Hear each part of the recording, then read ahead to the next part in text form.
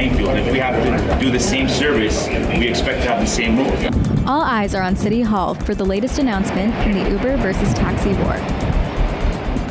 An elderly woman is dead after a fire erupts in her Mississauga home. So folks, I think you can forget about him. And Republican Donald Trump and Democrat Bernie Sanders fire shots at their rivals as the race to the White House rages on. Hi, and welcome to Humber News. I'm Persis Abraham, coming to you from our newsroom here at Humber College North Campus. After months of bitter protest and demonstrations, the City of Toronto is proposing new rules for Uber and taxi drivers. It's kind of a compromise solution, with different rules for taxis and Uber. But, as we hear from Marino Greco, not everyone is happy. After months of protest and appeals to the city, Uber will finally have to pay up. New regulations unveiled by the city today will classify ride-sharing services, such as Uber, as private transportation companies. They'll face stricter vehicle restrictions and be required to purchase insurance. They also won't be able to pick up customers on the street. Taxis, on the other hand, will have their regulations relaxed. Some city councillors were critical of the new rules. We are allowing Uber to get away with murder. No licensing, no marking, no plates, nothing. And representatives from the taxi industry think the regulations don't go far enough. And the Uber system, whatever they are proposed, is nothing in regulation. Looks like they're giving the open field or giving the goal. Marino Greco, Humber News. An elderly woman is dead after a fire gutted her Mississauga home yesterday evening. The house fire occurred on Shadbush Court near Burhamthorpe and Glen Erin Drive. Neighbors reported seeing smoke billowing out of the chimney and vents of the house and called 911.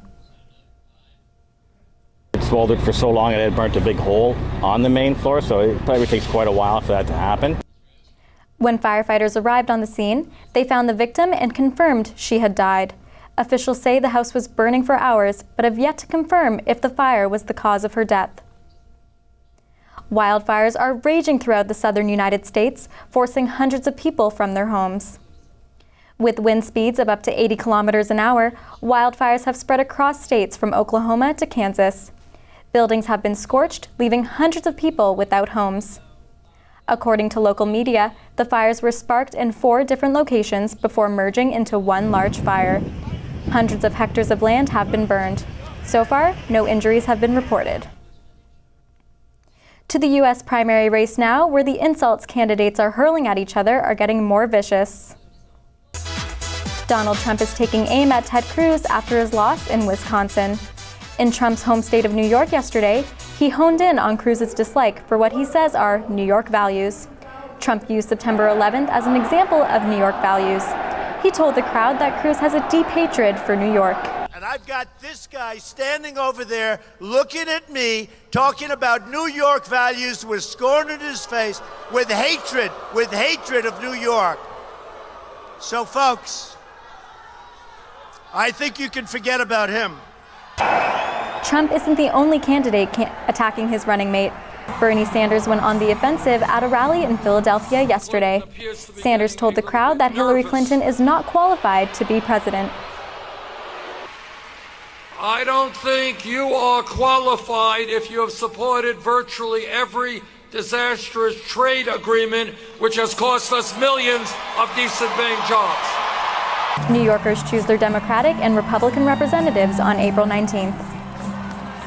More than 300 migrants on their way from Egypt to Italy have been rescued in dangerous weather conditions. The Italian Coast Guard released footage of a rescue team assisting a boat crowded with migrants yesterday. They deployed 2 rescue vessels after receiving a mayday signal in the Strait of Sicily. Dangerous weather conditions combined with overcrowding forced them to call for help. Most of the passengers were children. Russian soldiers are helping Syrian forces to demine the ancient city of Palmyra. About 100 sappers are combing 180 hectares of Palmyra's territory to remove mines planted by ISIS. They've cleared less than a quarter of a kilometer, but already removed hundreds of mines. For more dangerous jobs, they use sniffer dogs and demining robots. The aim is to clear the historic ruins and residential areas of the city.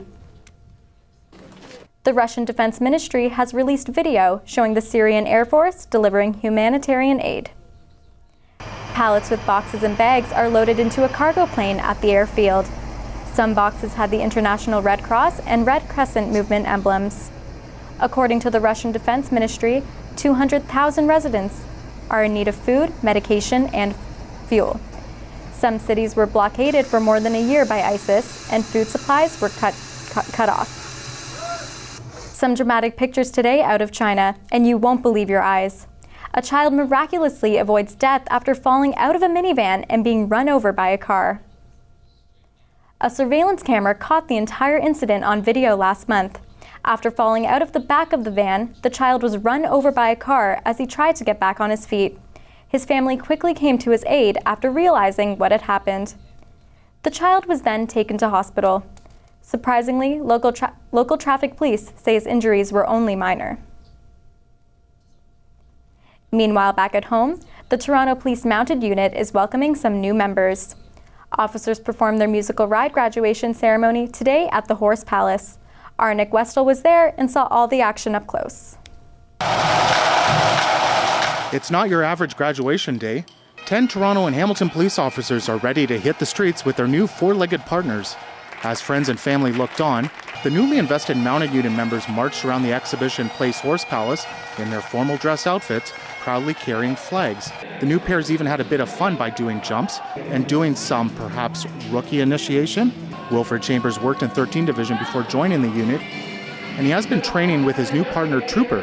He says the experience has been a special one. It's an amazing experience to be able to actually commune with a horse and to be able to ride and be one with a horse. The Mounted Unit is primarily used for crowd control and promoting the police service at community events. However, they're also used for searches, and the horses bring a unique advantage. Definitely when you're looking for people, say, missing persons in large wooded areas, definitely a great advantage to be able to cross terrain easier with a horse of this size. So in addition to today's graduation ceremony, it's also a bit of a celebration.